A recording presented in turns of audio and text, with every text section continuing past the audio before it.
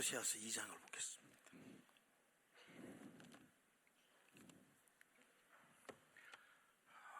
14절에서 23절까지의 말씀 한 절씩 이렇게 교독하도록 하겠습니다.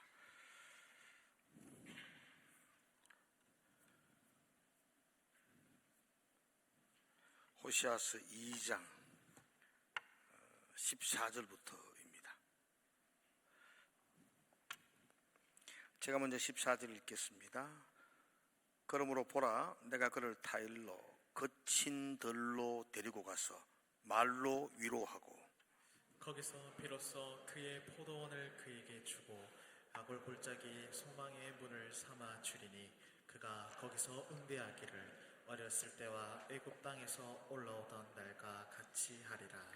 여호와께서 이르시되 그날에 내가 나를 내 남편이라 일컬고 다시는 내 바알이라 일컫지 아니하리라. 내가 바알들의 이름을 그의 입에서 제거하여 다시는 그의 이름을 기억하여 부르는 일이 없게 하리라. 그날에는 내가 그들을 위하여 들짐승과 공중의 새와 땅의 곤충과 더불어 언약을 맺으며 또 이 땅에서 활과 칼을 꺾어 전쟁을 없이 하고 그들로 평안히 눕게 하리라. 내가 내게 장가들어 영원히 살되 공의와 정의와 은총과 긍휼이 여김으로 내게 장가를 들며 진실함으로 내게 장가 들리니 내가 여호와를 알리라. 여호와께서 이르시되 그날에 내가 응답하리라. 나는 하늘에 응답하고 하늘은 땅에 응답하고 땅은 곡식과 포도주와 기름에 응답하고 또 이것들은 이스라엘에 응답하리라. 내가 나를 위하여 그를 이 땅에 심고 긍휼히 여김을 받지 못하였던 자를 긍휼히 여기며 내 백성 아니었던 자에게 향하여 이르기를 너는 내 백성이라 하리니 그들은 이르기를 주는 내 하나님이시라 하리라 하시니라. 아멘. 예배분들에게 인사합시다. 더운데 잘 지내셨나요? 이렇게. 아유. 그래, 예배분들에게 박수 한번 합시다. 박수. 이렇게 격려. 아유, 이 더운데 그래도 수요일날 저녁에 오신 건 참 대단하시다. 감사를 드립니다. 너무 더워서 오늘은 좀 일찍 마쳐야 안 되겠나 싶은 생각도 드는데 해봐야 알지 뭐. 뭐 일찍 마칠 거 말하고 왔어요. 안 오시도 되는데. 아무튼 한번 그래 봅시다. 일찍 마칩시다. 일찍 마치려면 설교를 빨리 마쳐야 됩니다. 요즘 우리나라에서 가장 사람들에게 사랑을 받고 인기가 있는 스포츠가 있다면 야구예요. 엄청나요. 놀라운 것은 젊은 여자분들이 너무 좋아하네. 게임 룰도 몰라요. 야구는 좀 어렵습니다. 그래서 룰도 모르는데 미친 듯이 좋아해요. 아마도 거기서 열광적으로 응원하고 막 그런 것들이 좋은 모양입니다. 요즘 야구 직관하는 표를 구하는 게 그렇게 어렵다고 합니다. 야구 선수들이 야구를 할 때에 프로 선수가 될 때에 가장 신경을 쓰고 또 가장 마음을 쏟아야 할 부분 중에 하나가 있다면 감독의 사인을 보는 겁니다. 이건 그들이 다 약속되어 있는 건데 경기장에서 뛰는 선수들이 감독이나 코치가 보내는 사인을 뭐 하는지 못 알아본다든지 또한 사인을 못 본다든지 사인을 봐도 저건 내 생각하고 달라 그리고 자기 마음대로 경기를 한다든지 그러면 그 경기는 굉장히 어려워집니다. 선수는 무조건 자기 생각대로 뛰는 게 아니고 감독의 지시대로 그런 경기장에서 움직여야만 합니다. 신앙사는 우리들도 어쩌면 이와 똑같습니다. 우리 영적인 삶 속에서 하나님이 내 인생의 감독이 되십니다. 그 하나님의 사인에 저와 여러분들은 예민하게 관심을 가지셔야 됩니다. 이 땅을 내 힘으로 내 마음대로 내가 산다고 생각하는 것은 큰 착각입니다. 하나님의 사인에 순종하는 것, 그게 성도의 기본적인 모습입니다. 근데 요즘 많은 사람들은 하나님의 사인에 별로 관심이 없습니다. 알아듣지도 못하고 또 알아들어도 잘 순종하려고도 하지 않습니다. 하나님이 사인을 주는데도 불구하고 그 사인에 순종하지 않으면 그 인생은 망치고 말 것입니다. 지금 북이스라엘이 이와 같습니다. 하나님은 끊임없이 그들을 향하여 사인을 줍니다. 논쟁하고 논쟁하자. 우리가 한번 두둔하지 말고 한번 탁 틀어놓고 이야기해 보자. 너의 죄를 한번 따져보자. 네가 그렇게 나에게 행동하는 것이 그게 올바르냐? 한번 논쟁하고 논쟁하자라고 하나님이 끊임없이 이야기합니다. 그런데도 그들은 자신의 잘못에 대해서 인정하지 않습니다. 나는 아무 문제가 없다는 겁니다. 나는 불륜을 저지르지 않는다는 겁니다. 나는 지금 사랑하고 있다고 말합니다. 그 사랑하는 나의 그 남자가 내게 지금 떡도 주고 고기도 주고 양털도 주고 나의 일용할 것들을 채워준다고 그렇게 말하고 있습니다. 자신의 그 부끄러운 불륜을 사랑이라고 합리화시키고 정정당당해 하고 있습니다. 하나님은 그게 잘못되었다고 돌아오라고 인애를 회복하라고 촉구함에도 불구하고 그 하나님의 부르심, 그 사인에 그들은 반응하지 않습니다. 만약 우리가 사인을 무시하는 선수가 운동장에 뛰고 있다면, 그것을 보고 있는 감독이라면 그 선수는 다음에 이렇게 내세우지 않을 겁니다. 아무리 실력이 있다 할지라도 그 선수는 배제하게 될 겁니다. 하나님이 우리 인생의 감독으로서 우리에게 계속 사인을 줌에도 불구하고 우리가 아무런 반응하지 아니하고 내 고집대로 계속해서 밀고 한다면 하나님은 어떻게 하실지, 오늘 그 하나님의 어떻게 하실지에 대한 이야기를 오늘 우리가 읽어드렸습니다. 자, 하나님은 내 인생의 감독으로서 사인에 순종하지 않는 나를 향하여, 그 북이스라엘을 향하여, 그 고멜 같은 그 아내를 향하여 하나님이 어떻게 말씀하시는지 14절을 한번 살펴봅시다. 14절 같이 한번 읽어보면 좋겠습니다. 14절 시작. 그러므로 보라, 내가 그를 타일러 거친 들로 데리고 가서 말로 위로. 여기 이제 그러므로라는 접속사가 굉장히 중요합니다. 여러분 한번 연결을 시켜볼게요. 1장 그리고 2장 그 앞부분에서 하나님이 계속 이야기했던 것은 너희들은 인애를 버렸다, 너희는 바알을 따라갔다, 그건 한 남자의 아내 된 사람으로서의 음행이다, 불륜이다. 네가 주장하는 그 떡과 양털과 고기도 바알이 준 게 아니고 내가 줬다. 그런데 너는 끊임없이 그 연애하는 자를 따라가겠다고 고집을 부리고 있구나 라는 그들의 잘못과 죄를 하나님이 낱낱이 지적을 했었어요. 그렇게 여러분 그런 죄들을 쫙 지적하고 그러므로 그 다음 뭐가 나와야 돼요? 이거 너 나쁜 놈, 너 이거 잘못 지적했다. 그러므로 그 다음 뭐 나와야 돼요? 조집분다, 이게 나와야 되죠. 그죠? 그러므로 하나님의 징계와 심판이 수록되어지는 게 마땅합니다. 그런데 14절은 그러므로 이렇게 말하고, 보라 내가 그를 타일러 이렇게 시작합니다. 내가, 하나님이 그 음행하고 등진 그 백성들을 타이른다라는 말을 하고 있습니다.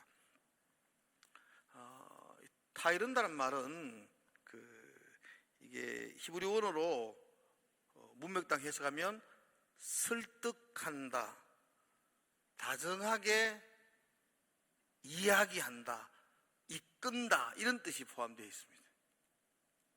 하나님이 억지로 그들에게 욱박지르는 것도 아니고, 그들의 죄에 대해서 하나님이 고함치면서 소리 지르는 것도 아니고, 배반한 아내, 불륜을 저지르는 그 아내에게 찾아가셔서 하나님이 내가 그를 찾아가 가지고 하나님이 타이르십니다.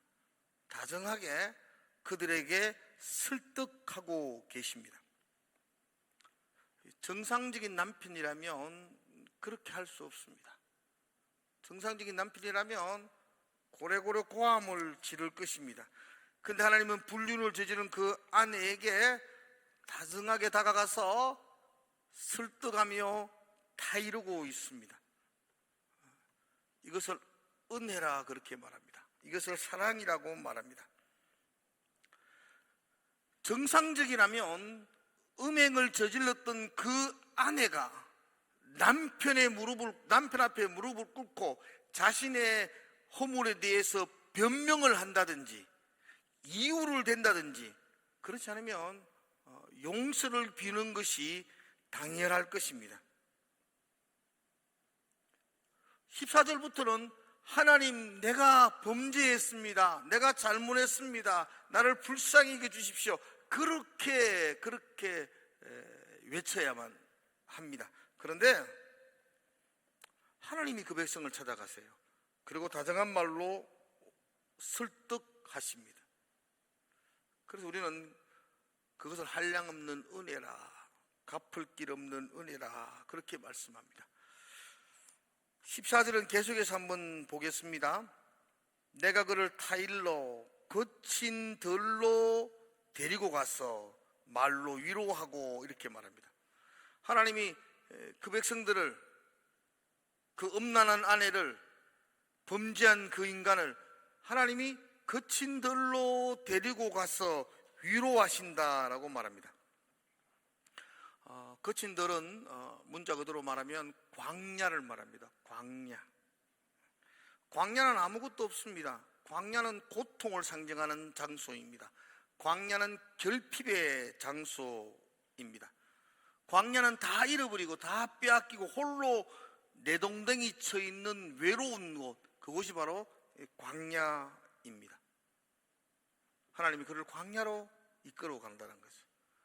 그런데 놀라운 것은 광야는 아무것도 없는데 광야에 가면 보이는 분이 있습니다.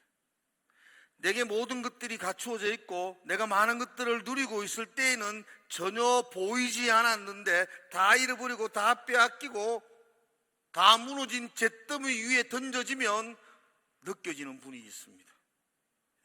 인정하십니까? 나의 눈물을 함께 흘려주시고 내 손을 붙잡아 주시는 분이 비로소 광야에 갔을 때에 보이기 시작합니다. 하나님은 그래서 범죄한 나를 이끌고 거친 들로 이끌고 가십니다. 거기서 말로 위로해 주십니다. 그 광야에 가야지 하나님의 말이 들리기 시작합니다. 광야에 가야지 하나님의 사인이 보이기 시작하기 때문입니다. 우리 중에 때로 많은 사람들은 호화로운 궁궐에서 하나님 사인 보고 싶습니다, 그렇게 이야기하기도 합니다. 하나님이 나를 광야가 아닌 풍요로운 궁궐 속에서, 그 속에서 나를 위로해 주면 좋을 텐데 왜 하필 광야이어야 하냐라고 따질 수도 있습니다. 그런데 많은 분들은 궁궐에서는 하나님을 잘 못 봅니다. 하나님의 사인을 잘 알아채리지도 못합니다. 아니요, 보려고 마음을 먹지도 않습니다. 광야에 가야만 하나님이 보이기 시작하는 분들이 참 많이 있습니다. 그래서 하나님은 그들을 거친 들로 인도하십니다. 저는 오늘 예배하는 여러분들이 호화로운 풍요로운 궁궐 속에서도 하나님의 사인을 볼 수 있는 성도가 되기를 축복합니다. 꼭 광야 가야 됩니까? 좋은 데서 잘 볼 수 있도록 축원합니다. 그러나 광야에서라도 보면 그게 축복입니다. 광야에 던져져 있는 그 모습 속에, 그 상황 속에서라도 그 하나님의 마음이 보이기 시작하면 그때부터는 회복될 수가 있습니다. 불편한 곳, 결핍의 장소입니다. 그러나 그 광야에서는 만나가 있습니다.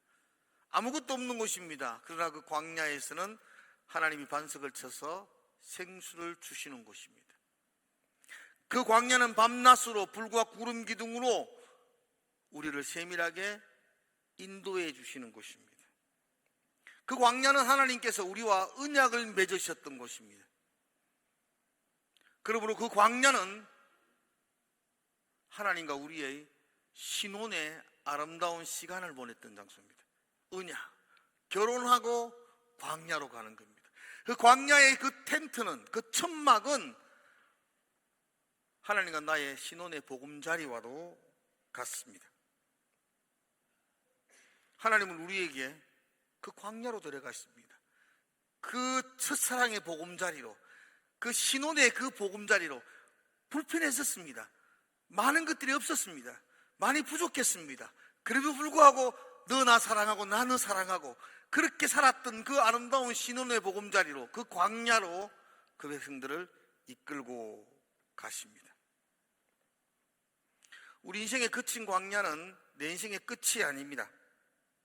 인간적인 눈으로 보면 다 잃어버리고 다 빼앗겨버리고 아무것도 없는 잿더미 같지만, 절망의 자리 같지만, 그 광야는 하나님의 위로가 있는 곳입니다. 거친들로 데리고 가서 말로서 위로하기 시작합니다. 오늘 이스라엘 백성들이 그 패역함 속에서 하나님의 그들을 찾아가시고 그들의 손을 이끄시고 그들을 광야, 그 하나님과의 언약을 맺었던 첫사랑의 장소로 그들을 이끌고 와서 너도 기억하니? 이 텐트를 너는 기억하니? 이 자리를 너는 기억하니? 여기서 내가 너와 언약을 맺었던 이것을 기억하니?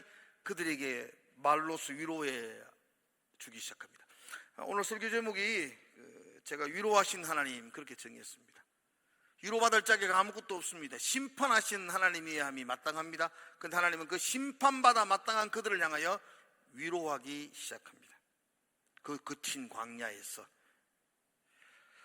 첫 번째 하나님의 위로가 15절에 기록되어 있습니다. 15절 한번 우리 같이 한번 읽어보면 좋겠습니다. 하나님의 첫 번째 위로의 말씀입니다. 같이 읽읍시다. 시작. 거기서 비로소 그의 포도원을 그에게 주고 아골 골짜기로 소망의 문을 삼아 주리니 그가 거기서 응대하기를 어렸을 때와 애굽 땅에서 올라오던 날과 같이 하리라. 거기서 비로소, 그 광야에 가서 비로소 하나님의 말이 들리기 시작합니다. 하나님이 거기서 이야기하십니다. 뭐라고 이야기하십니까?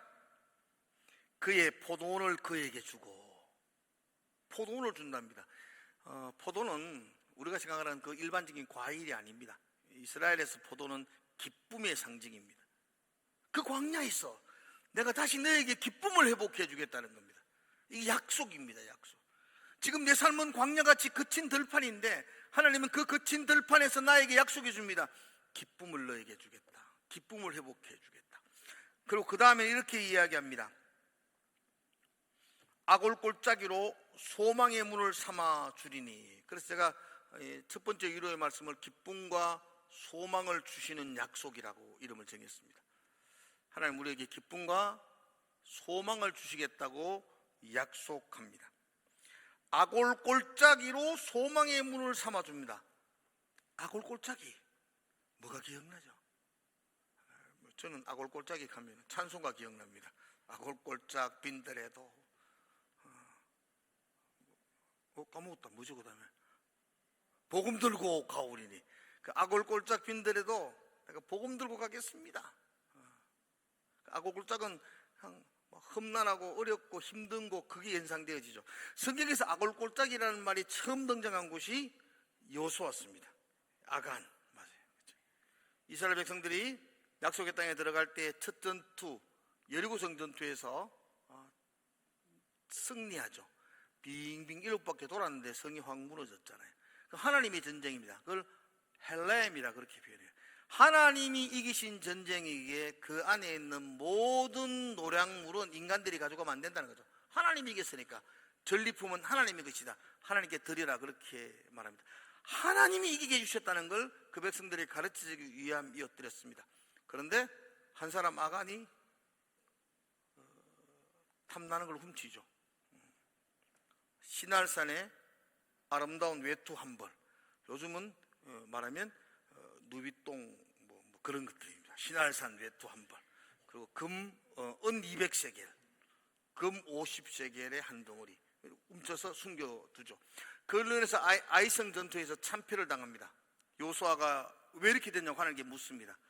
그래서 아간의 범죄가 드러나게 되고 그 아간과 그의 가족들과 그가 훔쳤던 모든 것들과 가축들까지도 다 끌고 간 곳이 아골골짜기입니다. 거기서 돌로 쳐서 다 죽입니다. 그리고 다 불태워버렸던 곳, 그게 아골골짜기입니다. 아골골짜기는 심판의 장소고 고통의 장소고 재앙의 장소고 괴로움의 상징이 아골골짜기입니다. 그런데 그 절망의 장소, 그 괴로움의 장소, 그 재앙의 장소에 소망의 문을 열어주겠다는 거예요. 하나님이 소망의 문. 얼마나 위로가 돼요. 지금 그들이 절망의 장소에 빠져 있는 거죠. 지금 그들이 고통의 자리에 놓여져 있습니다. 다 무너진, 하나님의 사인을 보지 않았으니까 다 잿더미가 된 그 절망의 구덩이에 앉아 있는데 하나님이 그들에게 위로해 주십니다. 내가 이곳을 소망의 문으로 삼아주겠다 말씀합니다. 여러분, 아골골짜기를 에덴 동산으로 바꾸어 준다는 말이 아니에요. 아골골짜기는 여전히 아골골짜기로 남아 있습니다. 그런데 하나님이 그 아골골짜기를 소망으로 나아갈 수 있는 문을 너에게 보여주겠다라고 말씀합니다. 15절, 거기서 비로소, 거기가 아골골짜기잖아요. 거기서 빈들이지 않습니까? 중간에 보면 그가 거기서 응대하기를, 그 아골골짜기에서 그 백성들이 응대합니다. 아골골짜기가 에덴 동산으로 바뀐 게 아니고 전혀 아무것도 바뀐 게 없지만 하나님은 그 속에 소망으로 나갈 수 있는 문을 하나님이 열어주셨다는 겁니다.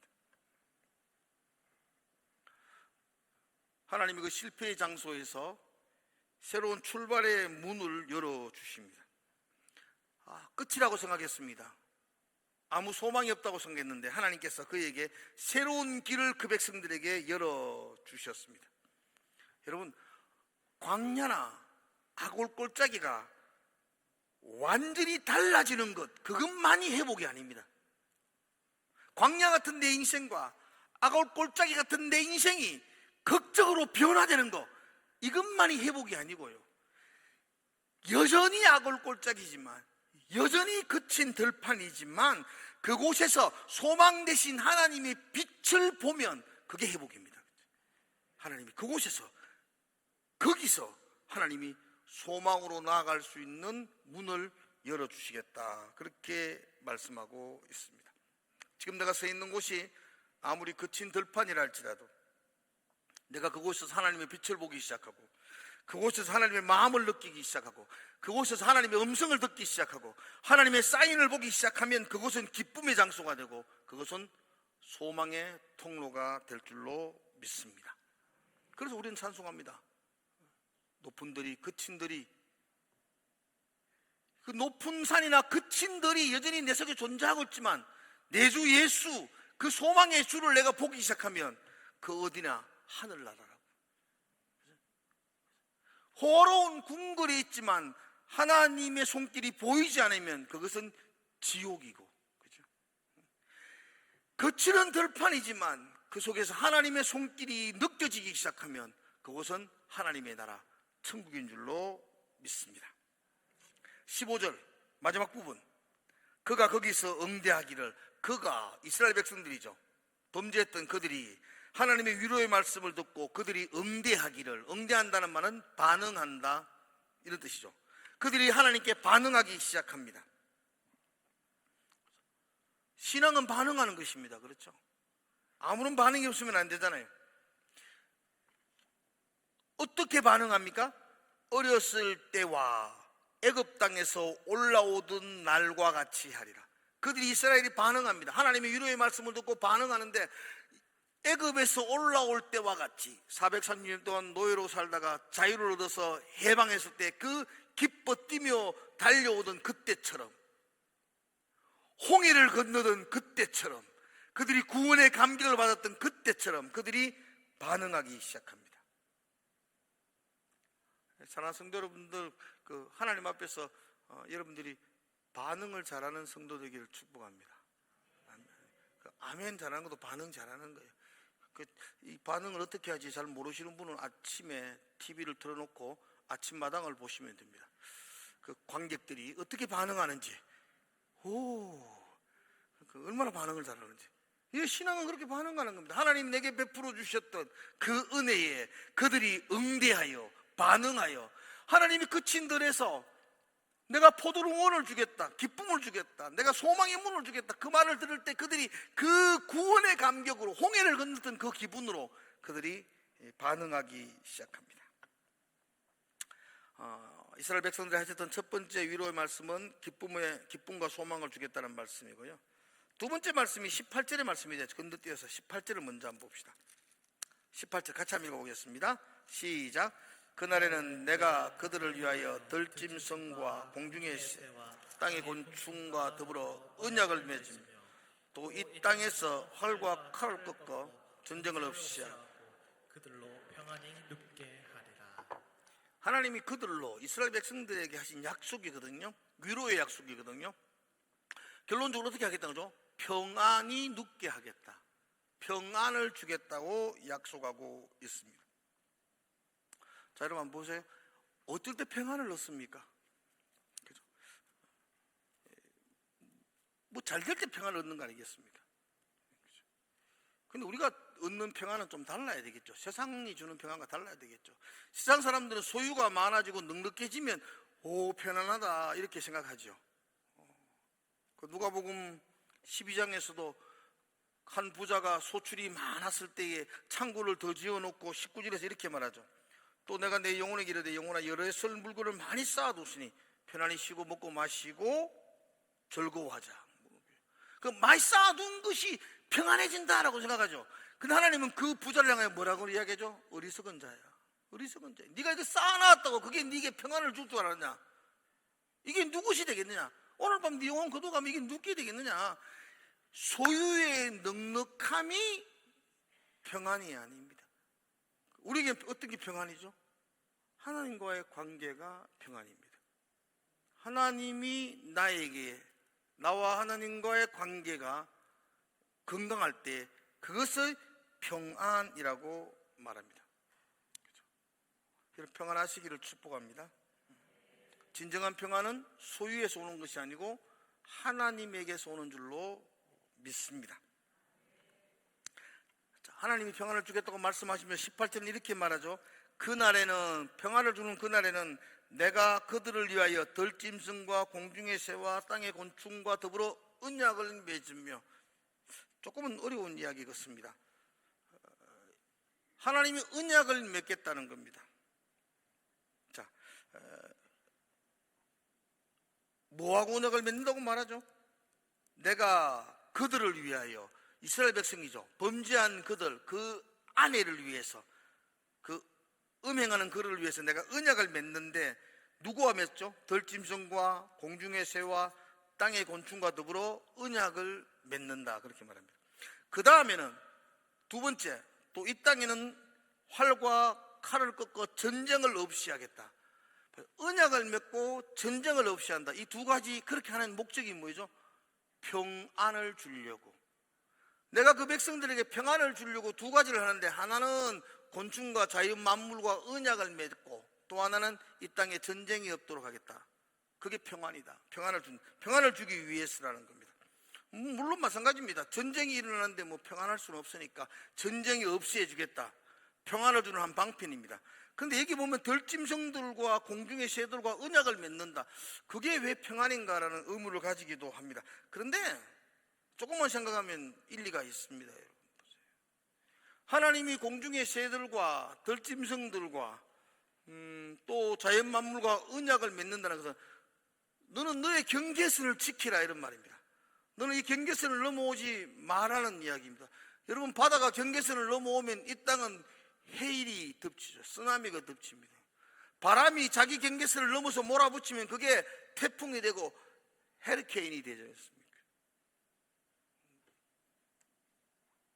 며칠 전에 제가 제 아들 집에 갔더니만 요즘 우리 손자 있습니다. 며느리가 손자 혼자 보고 있습니다. 그래서 한 번씩 갑니다. 가니까 우리 며느리가 막 기겁을 하면서 막 어머니, 아버지 큰일 났어요. 왜? 그러니까 창틀에 지네가 나타났어요. 여러분, 산 쪽에, 삼주 아파트 산 쪽이니까 그게 지네가 거 있었다는 거죠. 지네가 산에 있어야 되는데 창틀에 나타나면 큰일 나는 겁니다, 여러분. 지네가 있어야 될 경계에서는 그 숲속에 있으라 이 말이에요. 거기 빌빌빌 올라가지고 창틀에 올라가지고 그게 지네니까 망지지. 독사가 올라와서 뭐 할 뻔했노. 경계가 있어. 경계. 그게 언약입니다. 언약. 여러분, 그 애굽에 열장 내릴 때 개구리가 경계를 뛰어넘으니까 침상에도 올라오고 이러니까 왕이 항복을 합니다. 모기가 달라드니까 항복하잖아요. 모든 들짐승들이 자기의 경계, 자연 질서, 그 언약을 맺었기 때문에 이 땅이 평화로운 줄로 믿어요. 집에서 오냐오냐 하는 그 반려견 동물도 경계가 넘어가지고 여러분 달라들고 물으면 위에 살겠어요, 여러분들이.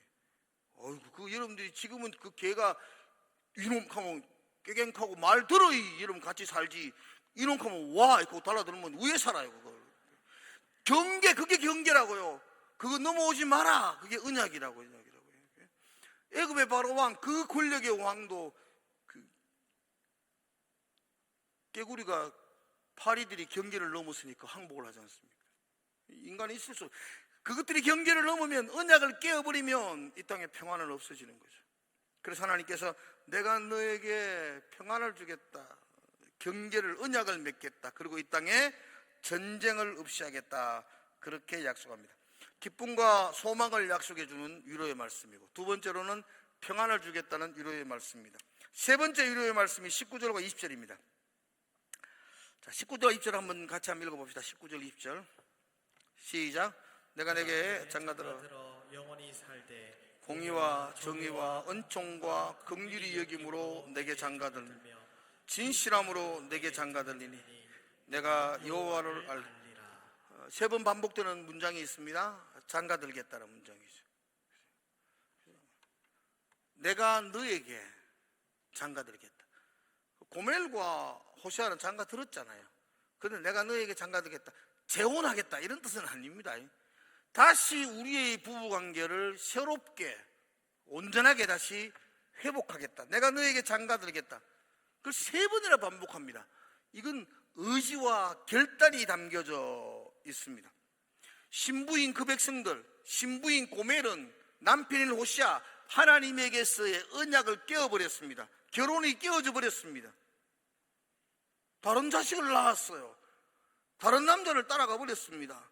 그게 어떻게 결혼 생활이 유지될 수 있겠습니까? 그런데 하나님은 내가 변함없이 너에게 다시 장가가서 너의 남편이 되겠다라고 말씀합니다. 신부가 예뻐서가 아닙니다. 신부가 돈이 많은 권력이 있는 부잣집 주수라서 그런 게 아닙니다. 내가 다시 너와 결혼하겠다는 것은 신랑의 성품입니다. 내가 이것 때문에 그렇게 말하죠. 19절 내가 내게 장가들어 영원히 살되, 뭐 때문에? 공의와, 그 신랑 되신 하나님의 공의 때문입니다. 신랑 되신 하나님의 정의, 은총, 긍휼, 그것이 그 신부에게 다시 기회가 주어지고, 이 하나님의 공의로움과 은총과 하나님의 그 긍휼, 그 다음 20절에 보면 진실함, 하나님의 그 진실함이 그녀에게 다시 기회가 주어진 겁니다. 이게 우리 구원입니다. 이게 우리 구원 알겠습니까? 내가 무슨 자격이 있었습니까? 내가 무슨 조건이 있었습니까? 우리는 늘 주님을 배반하고 늘 떠났지만 그분은 그분의 공의로서, 그분의 정의로서, 그분의 긍휼로, 그분의 진실하심으로 끊임없이 우리에게 찾아와서 다시 장가들겠다, 다시 내가 너의 남편이 되겠다, 다시 우리를 회복시켜 주셨습니다.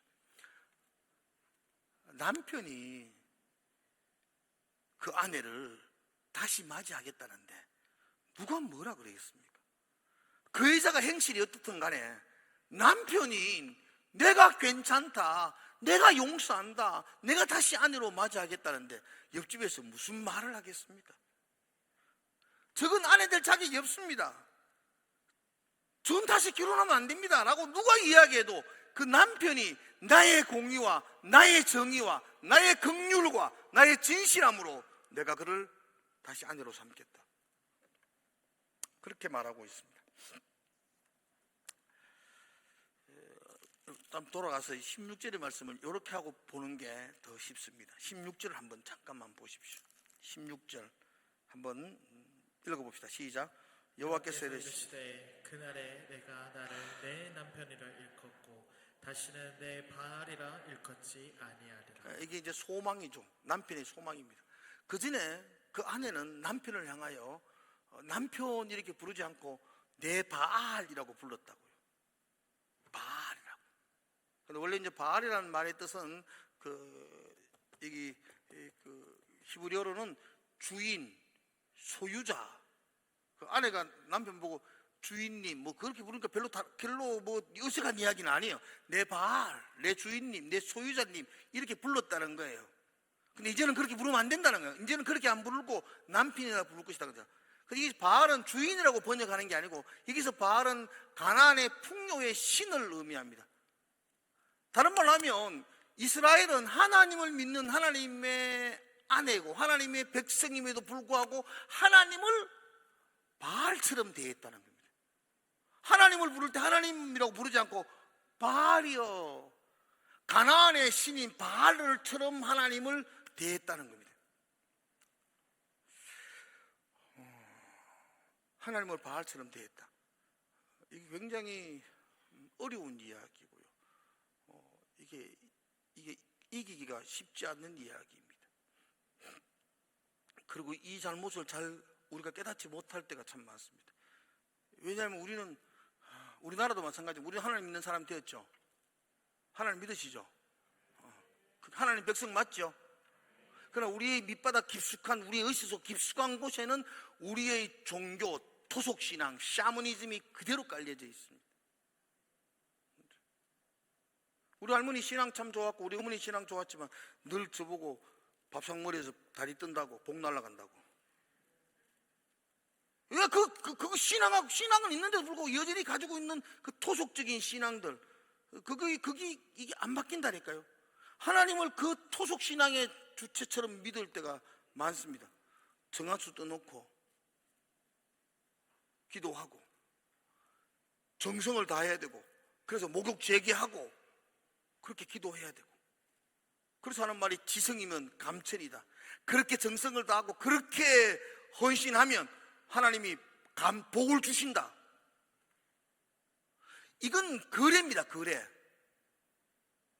내가 이렇게 드리면 하나님이 내게 이렇게 갚아주신다. 이걸 계약입니다. 거래. 하나님은 그런 거래를 하는 관계가 너와 나의 관계가 아니기를 원한다. 나는 너의 남편이다. 나는 너의 아버지다. 우리는 부부관계, 자녀관계 이렇게 하죠. 내 자녀가 공부 잘하면 뭐 밥도 하루 4끼 주고 공부 못하면 한 끼로 그렇게 안 하지 않습니까? 그래서 우리 아들은 다 죽었다 몸무가. 그럼에도 불구하고 자식이 어떻든 간에 부모는 그냥 사랑하는 거 아니겠습니까? 그게 하나님과 우리의 사랑의 관계잖아요. 그죠? 이웃 아저씨처럼 계약서 쓰고 거래하는 그 바알의 관계가 아니라 나는 너를 사랑한다. 이제 너는 나를 바알로 취급하지 마라. 나를 남편으로 취급해라. 네가 어떠하든지 간에 내가 너를 책임져 주겠다. 내가 너를 붙들어 주겠다 라고 약속하고 있습니다. 하나님은 자신의 진실함으로 끝까지 그 불륜한 아내를 붙들어 주겠다고 약속하고 있습니다. 이것이 하나님의 사랑입니다. 이스라엘 백성들은 다 잃어버렸습니다. 이제 이 호세아서가 이 말씀을 전하고 20년, 30년 후가 되면 북이스라엘은 망합니다.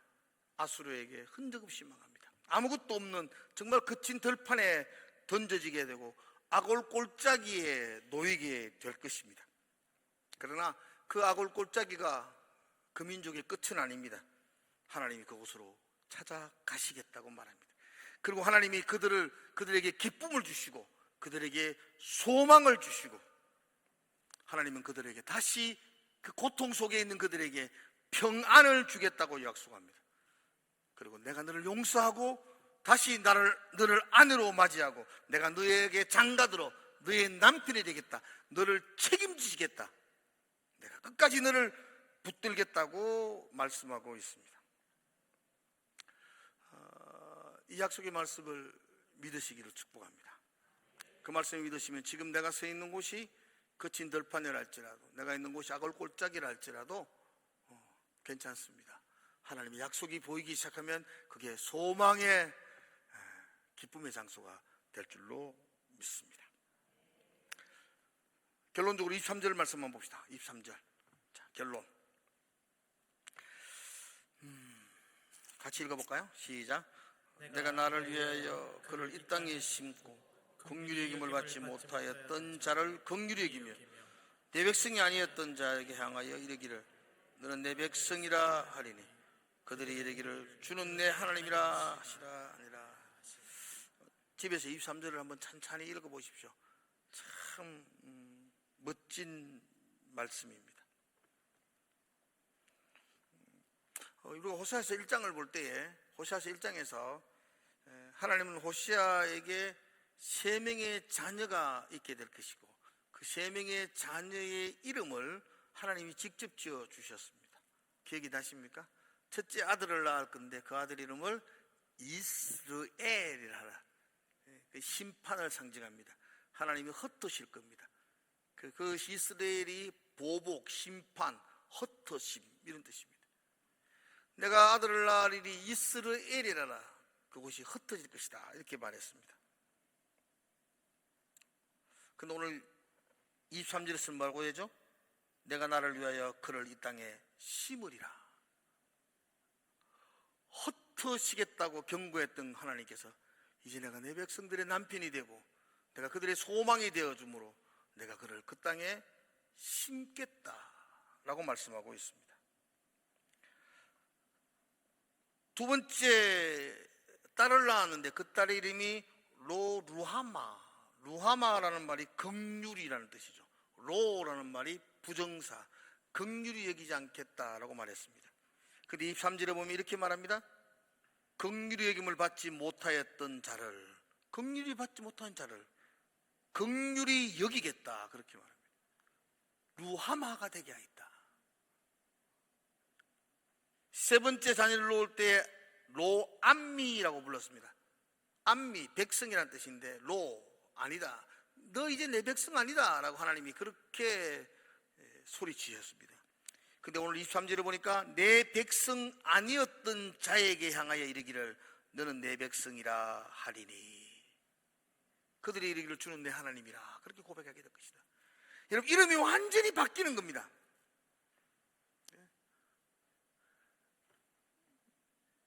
루하마가 되고 로암미가 암미가 되게 하겠다라고 약속해 주고 있습니다. 여러분 하나님의 은혜는 이름을 바꾸는 것입니다. 따라합시다. 하나님의 은혜는 이름이 바뀌는 것입니다. 죄인이 의인으로 이름이 바뀌는 것입니다.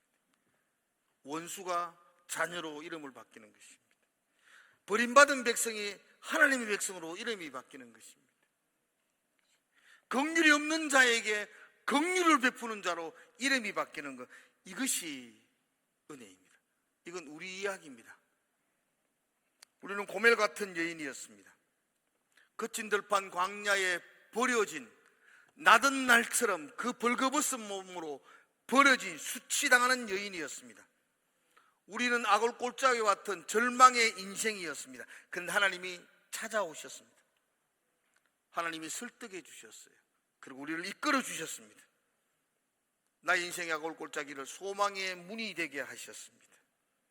하나님이 나의 모든 허물과 죄악을 용서해 주시겠다고 약속해 주시고, 다시 내가 너를 내 아내로 맞아야겠다, 내가 너의 남편이 되겠다, 내가 너를 책임지겠다라고 말씀해 주셨습니다. 베드로 사도는 이 부분에서 베드로전서 2장 10절에서 이렇게 이야기합니다. 우리 2장 10절 말씀 한번 읽고 마칩시다. 2장 10절입니다. 시작. 너희가 전에는 백성이 아니더니 이제는 하나님의 백성이요, 전에는 긍휼을 얻지 못하더니 이제는 긍휼을 얻은 자니라. 아멘. 이게 우리입니다. 우리 하나님 백성이 아니었는데, 죄인이었는데 이제는 백성으로 하나님께서 삼아주셨고, 전에는 긍휼을 받지 못하던 자였는데 십자가의 은혜로 하나님 우리를 긍휼히 여겨 주셨습니다. 이 사랑, 이 감격을 붙들고 오늘 예배하는 겁니다. 이 사랑 붙들고 기도하는 겁니다. 이 사랑이 여러분 속에서 넘치시기를 축복합니다. 그리고 그 하나님께 감사하며 기도하는 그런 밤이 되면 좋겠습니다. 기도합시다. 하나님 감사합니다. 오늘 귀한 시간입니다. 이 하나님이 내게 베풀어 주셨던 이 은혜, 이 감사, 이 감격, 이거 붙들고 내가 달려가게 하여 주시옵소서. 내 마음이 주를 향한 사랑이 식어지지 않게 하시고 그분의 은혜를 내가 잊지 않게 하여 주시옵소서. 나를 바꾸어 주신 주님, 그 사랑 붙들고 오늘 기도하게 하여 주시옵소서. 예수님 이름으로 기도드리옵나이다.